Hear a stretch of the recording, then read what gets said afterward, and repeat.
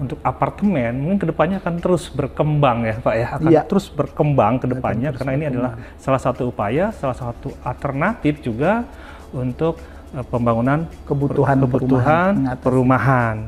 Dan di sini juga bisa antisipasi rumah-rumah kumuh, kan kita banyak melihat meremajakan lingkungan yang kumuh, yang rumah kumuh kita bangun dengan apartemen, tentunya apartemen yang memenuhi syarat dari berbagai hal dan juga tadi mengenai statusnya, hak atas tanah juga ada kejelasan gitu Pak ya? Iya.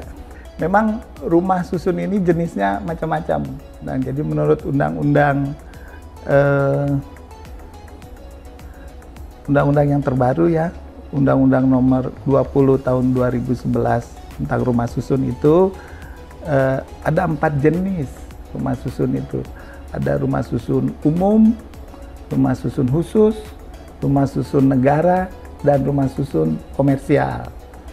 Nah, rumah susun umum ini adalah rumah susun yang diperuntukkan untuk masyarakat berpenghasilan rendah. Jadi biasanya target konsumennya tuh menengah ke bawah ya Pak. Dan biasanya dibangun oleh pemerintah. Yang mana tuh Pak? Yang rumah susun umum. Ada, saya ulang lagi Pak. Rumah susun umum, iya, rumah susun khusus, sama rumah susun negara, satu lagi rumah susun komersial. Rumah susun komersial, yang banyak kita bahas tadi itu adalah rumah susun komersial. Kalau yang rumah susun umum itu biasanya dibangun oleh pemerintah untuk memenuhi kebutuhan perumahan bagi masyarakat berpenghasilan rendah. Nanti mereka dapat hak juga? Iya, dapat sama. Sertifikat hak milik? Dapat. Juga sama, hak milik satuan rumah susun juga. Kemudian yang kedua yang khusus? Cuma harganya kan lebih rendah karena ditentukan oleh pemerintah harga jualnya. Kemudian yang kedua tadi yang khusus? Kalau yang khusus itu dibangun khusus untuk kebutuhan tertentu Pak. Contohnya? Misalnya yang sudah terjadi itu, yang saya tahu itu rumah susun untuk manula. Nah, untuk manula. Jadi isinya manula semua tuh, Pak. Manula. Itu dibuat rumah susun khusus manula gitu. Pengelola juga ada nanti Pak ya? Iya. Itu mereka dapat juga? Atau mereka hanya disiapkan tempat hunian saja? Tempat hunian tempat hunian tetap yang mengelolanya berarti pemerintah juga? Pemerintah ya. Kemudian satu lagi rumah susun negara. Rumah susun negara biasanya dibangun untuk kepentingan pejabat negara ya, atau pegawai pemerintah lah gitu. Untuk pegawai semacam asrama Pak? Semacam asrama atau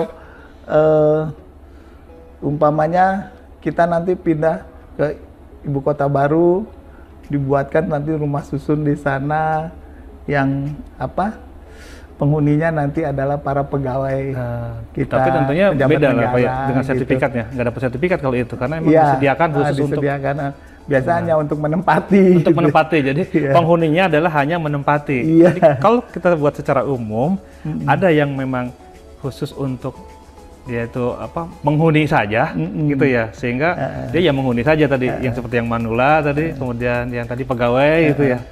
Ada juga yang sewa. Ada juga yang sewa. MBR tadi kan bisa sewa gitu. MBR ada yang Pemda sewa. bikin, umpamanya Pemda DKI ya, membuat rumah rusunawa namanya tuh.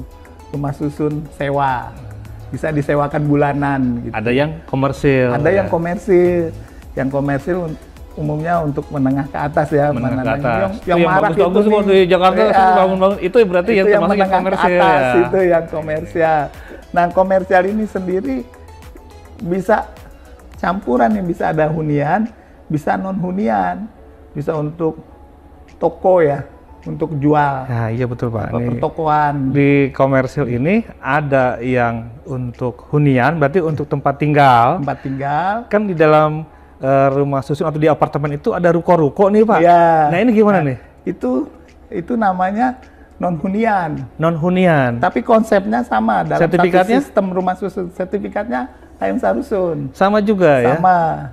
Beda penggunaan? Beda pemanfaatan. Pemanfaatan. Kalau tiba-tiba dirubah dari tadinya ruko menjadi hunian gimana? Itu harus melakukan perizinan ulang. Perizinan ulang. Iya. Nggak jadi bisa semau-maunya.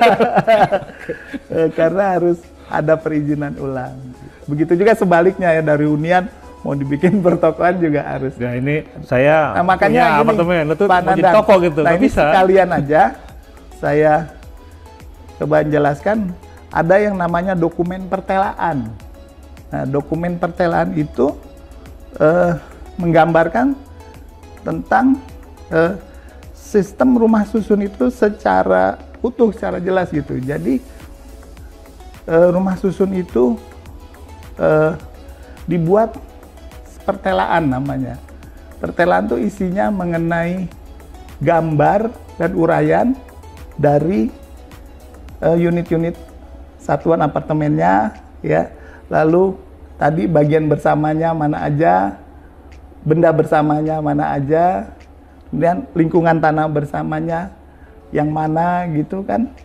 Itu diuraikan atau dijelaskan dalam satu dokumen yang namanya pertelaan rumah susun.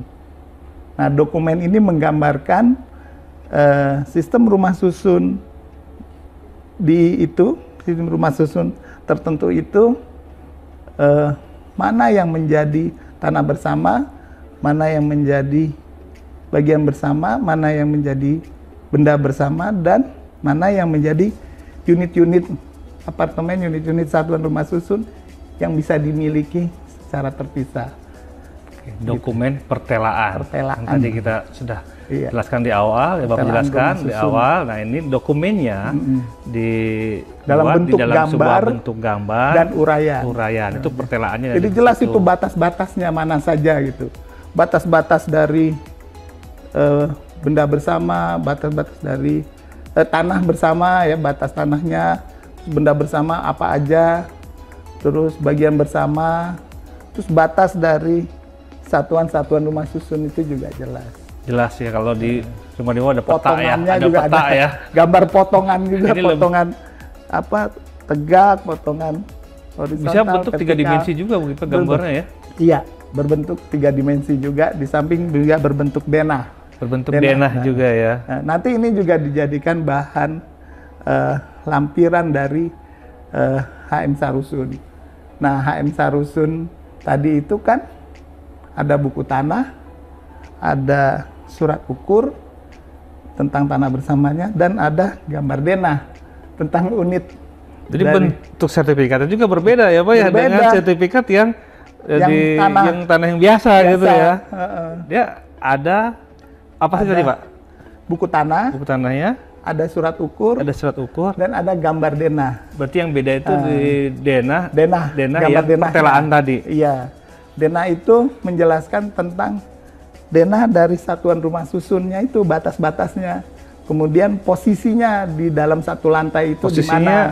Per lantai berarti nanti. Denah lantai. Jadi ada denah satuan namanya, satuan rumah susun. Denah satuannya, kemudian ada denah lantainya, di mana satuan itu berada di lantai berapa gitu. Nah, itu yang membedakan dengan sertifikat hak atas tanah. Kalau sertifikat hak atas tanah itu kan hanya terdiri dari buku tanah dan surat ukur. Kalau hak milik atas satuan rumah susun, sertifikatnya tuh ada buku tanah, ada surat ukur, ada gambar denah. Jadi memang warnanya pun berbeda ini. Warnanya agak merah-merah pink gitu.